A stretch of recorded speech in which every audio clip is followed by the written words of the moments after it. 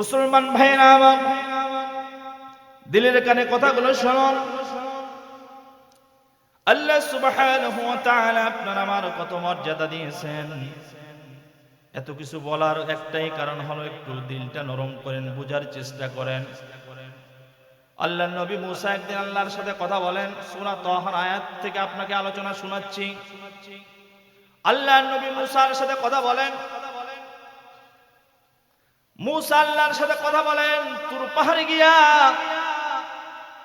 মুসা একদিন আল্লাহরে জিজ্ঞাসা করে, আল্লাহ, এই যে আমি আপনার সাথে তুর পাহাড়ে কথা বলি সরাসরি, এই সরাসরি কথা বলার নিয়ামত আপনি কি আর কাউকে দিবেন? আল্লাহ পাক রব্বুল আলামিন বলেন, মুসা শোনো, তুমি মুসা আমি আল্লাহর সাথে কথা বলো 4 শর্তের ভিত্তিতে। জোরে বলুন, কয় শর্ত?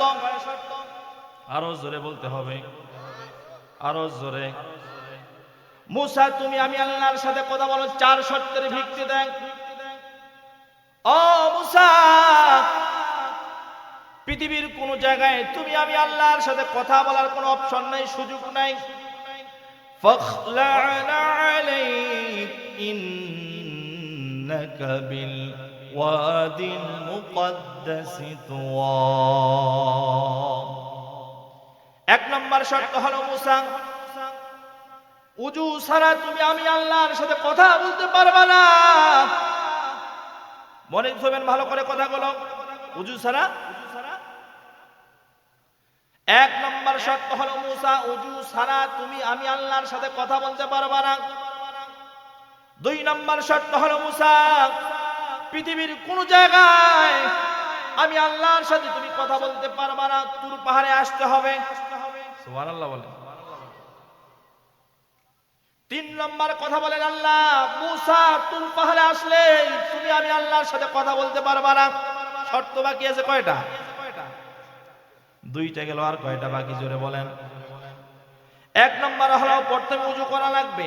2 নম্বর হলো পৃথিবীর কোন জায়গায় তুমি আমি আল্লাহর সাথে কথা বলতে পারবে না, তুর পাহাড়ে আসতেই হবে। কিন্তু তুর পাহাড়ে আসলেই মুসা তুমি আমি আল্লাহর সাথে কথা বলতে পারবে না। 3 নম্বর শর্ত হলো মুসা, তোমার পায়ের যে পাদুকা অর্থাৎ জুতাগুলো আছে, এই জুতাগুলো খুলে তুর পাহাড়ে উঠতে হবে। 4 নম্বর শর্ত হলো মুসা শোনো, তুর পাহাড়ে আসলেই এমনি এমনি তুমি আমার সাথে কথা বলতে পারবে না। এখানে কিছু সময় তোমার জন্য নির্ধারণ করা হবে। ওই নির্ধারিত সময়ে তুমি মুসা আমি আল্লাহর সাথে কথা বলা শেষ করতে হবে। আর 1 সেকেন্ড এদিক ওদিকও করতে পারবে না। বলি আল্লাহু আকবার। ও মুসা, এই 4 শর্তে তুমি আমি আল্লাহর সাথে কথা বলবা।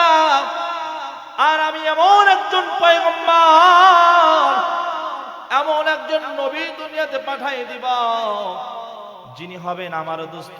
বলি আল্লাহু আকবার। আমার দোস্তির উপরে এমন একটা কালাম আমি নাজিল করব, যেটার নাম হবে কুরআনুল মাজিদ। ওই কুরআনুল মাজিদ যখন আমার দোস্তের উম্মতরা পড়বে, কুল লিল্লাহিল মাশরিক ওয়াল মাগরিব, সকাল থেকে যদি সন্ধ্যা পর্যন্ত আমার দোস্তের উম্মতরা সেই কোরআন পড়ে, তো মুসা শুনে নাও, সকাল থেকে সন্ধ্যা পর্যন্ত আমি আল্লাহর সাথে কথা বলা হবে। একটু আরো জোরে বলি আল্লাহু আকবার। সন্ধ্যা থেকে যদি ফজর পর্যন্ত পড়ে, সন্ধ্যা থেকে নিয়ে যদি ফজর পর্যন্ত কোরআন তেলাওয়াত করা, তাহলে কথা বলা হবে কার সাথে? এত সুন্দর আল্লাহ পাক রব্বুল আলামিন আপনাকে আমাকে দামি বানায় দিল। জোরে জলাপ বলা যাবে কি মুসলমান? সুবহানাল্লাহ। মুসলমান ভাইরা রে আমার, এই বান্দারা যখন ফজরের নামাজে মসজিদে যায় না, মুসলমানেরা যখন রমজান মাসে রোজা রাখে না, মুসলমানেরা এখন যাকাত আদায় করে না, হজ করার মতো সম্পদ থাকার পরেও যখন বান্দা হজ আদায় করে না, মুসলমানদেরকে আল্লাহ বলেন, মানুষদেরকে আল্লাহ ডাক দেয় কেমনে করে শোনো। ইয়া আইয়ুহাল ইনসান, হে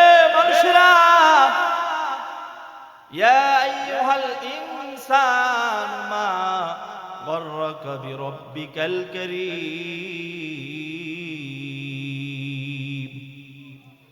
আল্লাহ পাক রব্বুল আলামিন ডাকে, হে মানুষেরা, আমি আল্লাহর পথ থেকে কে তোমাকে বাধা দেয়, কে তোমারে আসতে দেয় না? কিসে তোমারে বাধা দিল? কিসের জন্য তুমি আমি আল্লাহকে বলে যাও? দেখছেন আল্লাহর ভাষাগুলো? সুবহানাল্লাহ বলবেন না? বান্দা যখন কিছুই মানতে চায় না, কিছুই করে না, বান্দা যখন উল্টা পথে চলে, সূরা তাকবীর দিয়ে আল্লাহ নাকি ফাইনা তাযহাবুন, বান্দা আমার দিকে ফিরে আসো। ও খোদাতপুরের মুসলমানেরা, কথাগুলো দিলের কানে শোনেন। দিনাজপুর মুসলমান ভাইরা আমার, এটা দিনাজপুরের শেষ সীমান্ত। একটু দিলের কানে কথাগুলো শোনেন। বান্দা যখন কোনো কিছু মানে না, আল্লাহর ভাষাগুলো দেখেন, আল্লাহ তারপরেও বান্দার চায়, কারণ বান্দার মোহাব্বত আল্লাহর সাথে আসে না নাই? জোরে বলুন, আসে না নাই? কারণ আল্লাহ বলে, বান্দা তোমারে বানাইছি কত সুন্দর কইরা, তোমার কত দাম দিলাম, তোমার কত মান দিলাম, তোমার কত সম্মান দিলাম। বান্দারি, কেন তুমি আমার পথে আসো না? কেন তুমি আমার পথে আসো না? একটাবার আসার জন্য চেষ্টা করো। লিমান শাআ মিনকুম আইয়াস্তাকিম, বলি আল্লাহু আকবার। আল্লাহ পাক রব্বুল আলামিন বলেন, বান্দা যখন আসার জন্য চেষ্টা করবা, তোমার পথটাকে আমি আল্লাহ সহজ করে দিব, বলি সুবহানাল্লাহ। এরপরে আল্লাহ বুঝায়, বান্দা তোমার জন্য আমি কি করি নাই? সুন্দর একটা সুঠাম গঠন আমি তোমারে বানাই দিলাম, সুন্দর করে সৃষ্টি করলাম। আল্লাযী খালাকাকা ফাসাওয়াকা ফাআদালাক ফি আইয়ি সূরাতিন মা শাআ রাক্কাবাক, বলি আল্লাহু আকবার। বান্দা কেমনে করে আমারে ভুলে যাও? কেমনে করে ভুলে যাও? তোমারে কত সুন্দর করে সুঠাম গঠনের অধিকারে বানাইলাম, কত সুন্দর সূরত দিলাম, সুসজ্জমল শরীরের গঠন বানাই দিলাম, কত সুন্দর করে দিলাম। কোনটা জিনিস তোমারে দেই নাই? কানের জায়গায় কান দিয়েছি, নাকের জায়গায় নাক দিয়েছি, চোখের জায়গায় চোখ দিয়েছি, জিহ্বার জায়গায় জিহ্বা লাগাই দিয়েছি। কোনটা কোথায় লাগাই নাই? বান্দা একটাবারের জন্য খেয়াল করো। সূরা আলে ইমরানের তাফসীরের মধ্যে আসছে, মুসলমানেরা কয়টা জগৎ আমরা অতিবাহিত করব খেয়াল করেন। রূহের জগতে ছিলাম, যখন সিদ্ধান্ত হয়েছে আল্লাহ পাক রব্বুল আলামিন মায়ের জগতে পাঠাই দিল, রূহের জগৎ থেকে ফরওয়ার্ড করে। মায়ের জগৎ ছাড়া সরাসরি কেউ আমরা দুনিয়ার জগতে আসতে পারি নাই। জোরে বলেন ঠিক না বেঠিক? রূহের জগৎ থেকে যখন মায়ের জগতে আসলাম, মায়ের পেটের ভিতর ছিলাম। হুয়াল্লাযী ইউসাউবিরুকুম ফিল আরহামি কাইফা ইয়াশা, লা ইলাহা ইল্লা হুয়াল আজিজুল হাকীম। আমি আল্লাহ পাক রব্বুল আলামিন সিদ্ধান্ত নিয়ে নিলাম, যখন তোমাকে মায়ের জগতে পাঠাইলাম, আমি আল্লাহ যেমনটা ইচ্ছা তোমার তেমন করে বানাইছি। ও মুসলমান, একটাবারের জন্য চিন্তা করে দেখেন, এই সমাজে মায়ের জগৎ থেকে আসা এমন লোক আছে, চোখ নাই, আছে না নাই? জোরে বলুন। মায়ের পেট থেকে আসে, দুই চোখে দেখতে পায় না এমন সন্তান আছে কি আছে না? মায়ের জগৎ থেকে আসলো, সন্তানের দুই হাত লোলা, পা লোলা, আসে কি আসে না? জোরে বলেন, আসে কি আসে না? আপনাদের এই সমাজে, এই ঘোড়াঘাট এলাকার মধ্যে, এই থানার মধ্যে তালাশ করে দেখবেন, এই সমাজে কানা লোক আছে না নাই? এবার মনোযোগ করেন, প্রধান বক্তা আসুন, কি বলেন হুজুর? এই সমাজের ভিতর কানা লোক আছে না নাই? লোলা লোক আছে না নাই? আল্লাহ এইভাবে বুঝায়, একটাবার তুমি চিন্তা করো, ওই কানার মতো তোমারে কানা বানাই নাই, ওই লোলার মতো তোমারে লোলা বানাই নাই। তোমারে আমি যেমন করে ইচ্ছা তেমন করে বানাইছি রে বান্দা। আলাম নাজআল লাহু আইনাইন, ও বান্দা তোমার দুইটা চোখ দিলাম, সুন্দর দুইটা চোখ বানাই দিলাম। ওয়া লিসানাও ওয়া শাফাতাইন, বলি আল্লাহু আকবার। বান্দা তুমি দুনিয়ার মধ্যে ফুড খাইবা, খাদ্য খাইবা, ফলমূল খাইবা, মাছের একসাথ, গোস্তের একসাথ, আলুর একসাথ, পটলের একসাথ আছে না নাই? বিভিন্ন স্বাদ আসাদ জিহ্বা দিয়ে গ্রহণ করবা, এর জন্য সুন্দর একটা তোমার জিহ্বা বানায় দিলা। তুমি মনে করো না আমি তোমার হিসাব নেব না, না না বান্দা মনে করো না, তোমার সব কিছু আমি আল্লাহ তাআলা হিসাব নিব। দুইটা খাতা লিপিবদ্ধ করা আছে, ওলামায়ে কেরাম আমার পাশে বসা দিলের কানে কথাগুলো শোনা চাই। আল্লাহ পাক রব্বুল আলামিন এবার বলেন, দুইটা খাতা আমি নির্ধারণ করে দিলাম, এত সুন্দর করে তোমার বানাইলাম, চোখের জায়গায় চোখ দিলাম, কানের জায়গায় কান দিলাম, নাকের জায়গায় নাক দিলাম, শরীরটারে সুন্দর করতে যা কিছু লাগে সব কিছু ফিটিং করে দিলাম। বান্দারে তুমি মনে করতেছো এগুলো এমনি এমনি করেছি, না না না, তোমার এমনি এমনি করি নাই, শর্ত দিয়া দুনিয়াতে পাঠাই দিয়েছি দুইটা জাতিরে। ওয়ামা খালাকাতুল জিন্না ওয়াল ইনসা ইল্লা লিয়াবুদুন, বলি আল্লাহু আকবার। আমার মুসলমান ভাইরা, এই যে আল্লাহ একের পর এক আয়াত দিয়ে বুঝায় আর বুঝায়, বান্দা শর্ত হলো কি, এত সুন্দর করে বানার একটাই উদ্দেশ্য, ও বান্দা কেবলমাত্র আমার গোলামি করার জন্য, আমার দাসত্ব করার জন্য। এই জন্য আল্লাহ বলেছেন তোমরা রুকুকারীদের সাথে রুকু করো, ওয়ারকাউ মা'র রাকিঈন, রুকুকারীদের সাথে রুকু করো। আজকে আমাদের রুকুকারীদের সাথে সম্পর্ক আছে? আছে? নেই। রুকুকারী কারা? মসজিদে গেলে আপনি দেখতে পারবেন, যখন ইমাম নামাজের ওয়াক্ত হয়, মুমিনদের যখন নামাজের ওয়াক্ত হয়, মুমিনদের গুণ হলো ইন্নাস সালাতা কানাত আলাল মুমিনিনা কিতাবাম মাওকুতা, মুমিনরা ওয়াক্ত মতোই নামাজ আদায় করবে। আর রুকুকারীদের সাথে আল্লাহ তাআলা চলাফেরা করতে বলেছেন। রুকুকারী পাবেন কোথায়? আপনার এই মহল্লা মসজিদে। জোরে বলেন ঠিক না বেঠিক? কিন্তু আপনার আমার সম্পর্ক কি সেই মসজিদের সাথে আছে? এমন কোন দিন নাই এই মহল্লায় বলেন হুজুর আমাদের মুয়াজ্জিন ডাকে না আছে? এমন কোন রাত্রি নাই যখন ফজরের ওয়াক্ত হয় মুয়াজ্জিন হাইয়া আলাস সালাহ বলে ডাকে কি ডাকে না? জোরে বলেন ডাকে কি ডাকে না? এই ফজরের আজানের সময় একটা আজানে সুন্দর করে দেয়, আস-সালাতু খায়রুম মিনান নাওম, এই বাক্যটাও মুয়াজ্জিন বলে কি বলে না? জোরে বলেন বলে কি বলে না? মুসলমান, এই আওয়াজ এখন আপনার আমার কানে যায়, ও মুসলমানেরা, এই আওয়াজ যখন আপনার আমার কানে যায়, তারপরে মসজিদে যাই না। এটার আলোচনা আল্লাহ কোরআনে তুলে ধরেছেন। কান দিয়ে শোনো, মগজ দিয়া বোঝো, চোখে দেখো, বিবেক দিয়েছি, সব কিছু দেখি, কোরআনে এমন কোন কিছু বাদ দেয়নি। তো আমি ওই দিকে যাচ্ছি না। মুসলমান ভাইরা আমার, দেখেন প্রত্যেকটা অঙ্গ প্রত্যঙ্গের হিসাব নেবে, কারণ এগুলো তৈরি করেছেন কে? জোরে বলেন তৈরি করেছেন কে? আল্লাহ বুঝায় আর বলে, বান্দা দেখো তোমার জন্য আমি কি করি নাই, কোন জিনিসটা তোমার থেকে আমি আলাদা করে দিয়েছি। কোনো কিছু আলাদা করে দেই নাই বান্দা।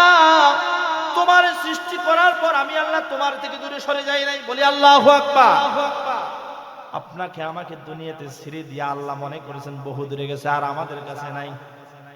আল্লাহু হাজিরি, আল্লাহ আপনার আমার কাছে শুধু হাজির নয়, সারা দুনিয়ার সমস্ত মুসলমান নয়, সারা দুনিয়ার যতগুলো মানুষকে আল্লাহ তাআলা সৃষ্টি করেছেন, সকলের কাছে একই সময় একই সেকেন্ডে যিনি হাজির আছেন, জোরে বলুন তিনি কি? আরো জোরে আওয়াজ দিয়ে বলুন তিনি কে? আল্লাহুল হাজিরি, তিনি এমন আল্লাহ, শুধু হাজিরে নয় নাজির, বলে আল্লাহু আকবার। তিনি এমন আল্লাহ, মুসলমান গুনাহ থেকে আজকে তুমি সরে থাকতে পারো না। আল্লাহ তোমার সাথে আছে, তারপরে তুমি গুনাহ করো। আল্লাহ তোমার সাথে হাজির, তারপরে তুমি গুনাহ করো। আল্লাহ তোমারে দেখে, তারপরে তুমি গুনাহ করো। আল্লাহ বলে, বান্দারে আমি হাজির, আমি নাজির, আমি আবার সাক্ষীদাতা, আল্লাহু শাহিদি। বান্দারে আমি তোমার কৃতকর্মের সাক্ষীদাতা। একটু জোরে বলেন না মুসলমান সুবহানাল্লাহ। দুনিয়ার জমিনে যখন কোনো বান্দা কোনো বান্দারা সাক্ষীদাতা হয়, কোর্ট কাছারিতে চলে যায়, একটু 19-20 হইলে বন্ধু বন্ধুর বিরোধিতা করে কি করে না? যদি আল্লাহ আপনার আমার সাক্ষীদাতা হয়ে যায়, ওই যে ইন্নাল্লাহা লা ইয়াযলিমু মিসকালা যাররাহ, 91 বার কোরআনে 91 বার আল্লাহ ঘোষণা করেছেন। কয়বার বলেন? 91 বার আল্লাহ ঘোষণা করেন আর বলেন ওয়াহুয়াল গফুরুর রহিম, আল্লাহু গফুরুর রহিম, ওয়াহুয়াল গফুরুর রহিম, ইন্নাল্লাহা গফুরুর রহিম। বলি আল্লাহু আকবার। মুসলমান ভাইরা আমার, দিলের কানে কথাগুলো শোনেন। আল্লাহ বলেন আমি এমন দয়াওয়ালা মায়াওয়ালা আল্লাহ, আমি কোরআনে 91 বার আমার ভাষায় আমি তোমাদেরকে দয়াওয়ালা মায়াওয়ালা আল্লাহ হিসাবে আখ্যায়িত করেছি। বলে আল্লাহু আকবার। এজন্য আল্লাহ এখানে বলেন আল্লাহু শাহিদি, আমি আল্লাহ তাআলা তোমার কৃতকর্মের সাক্ষীদাতা। বান্দা যদি তুমি গুনাহ করো, একবার তওবা নাসুহা করে যদি ফিরে আসতে পারো, তো আমি আরশের মালিক তোমার জিন্দেগীর গুনাহগুলো maaf করে দেব। মুসলমান ভাইরা রে আমার, আল্লাহর নবী কিয়ামতের দিন যখন আল্লাহ সিংহাসনে এইভাবে বসবে, আল্লাহর নবী ডান দিকে বসা থাকবে, আল্লাহ মাঝখানে বসা থাকবে। আল্লাহ ওই দিন হবেন বিচারক, প্রধান অতিথি, আর নবী হবেন সভাপতি। আল্লাহ পাক রব্বুল আলামিন কোরআনে কারিমে একটি আয়াত নবীর উপর নাজিল করে দিয়েছেন কিয়ামতের বিচারের দিনের কথা। মুসলমান খেয়াল করি, আল্লাহ পাক রব্বুল আলামিন বলবেন ও নবী, এভাবে যখন আল্লাহ পাক রব্বুল আলামিন দায়িত্ব দিয়ে বসাই দিবেন নবীকে, ওয়াজিনা বিকা আলা হাউলাই শাহীদা, ও নবী আমি আজকে বসলাম আর আপনারে আমি দায়িত্ব দিলাম, আপনার উম্মতদেরকে আপনি তালাশ করেন, আমলনামা দেখেন আর জান্নাতের ঘোষণা করেন। বলি সুবহানাল্লাহ। মুসলমান ভাইরা রে আমার, ওই দিন যখন নবী আল্লাহ ডান দিকে বসা থাকবে আর উম্মতের আমলনামা যখন এইভাবে সামনে চলে আসবে, উম্মতের আমলনামা বাইর করে যখন আল্লাহর নবী দেখবেন, আহারে উম্মত কি আমল করলা, কি আমল করলা, তুমি তো ইসলামের জন্য কষ্ট করো নাই, ইসলামের জন্য শহীদ হও নাই, তোমার এত সুন্দর ইসলাম আমি দুনিয়াতে দিয়ে আসলাম এত সুন্দর করে, তোমাকে কোনোদিন যুদ্ধের ময়দানে যাইতে হয় নাই, কোন কাজে সময়টা ব্যয় করলাম, সারা রাত মোবাইল টিপে টিপে সময় নষ্ট করলো, এমন যুবক আছে না নাই? জোরে বলুন আছে না নাই? আরো জোরে বলুন আছে না নাই? মুসলমান আল্লাহি আল্লাহর কসম করে বলি, যার যেরকম দুনিয়াতে আমল হবে, যার যেরকম আমল হবে সেরকম ফল কিয়ামতের দিন আল্লাহ পাক রব্বুল আলামিন তাদের হাতে দিয়ে দিবেন। কারণ আল্লাহ পাক রব্বুল আলামিন ওই দিন কোনো কিছু বাকি রাখবে না। লা ইউগাদিরু সগীরাতাও ওয়ালা কাবীরাতান ইল্লা আহসাহা। বলি আল্লাহু আকবার। বান্দা ছোট থেকে ছোট গুনাহ যদি করো, ছোট থেকে ছোট গুনাহ যদি করো, বুঝতেছে আমার কথা ভাই? না রাজনীতির অজর? হ্যাঁ, এখন তো আর দেশটা সবাই, আমি একটু অন্যরকম হয়ে গেছি, মানে সবাই ওয়াজে করেছে, এই যে সরকার পালাইছে, আমি আর ওগুলো ওয়াজ না করি, হুজুরা কই বেলা প্রধান বক্তা বলবে, সমস্যা নেই, নাকি বলেন?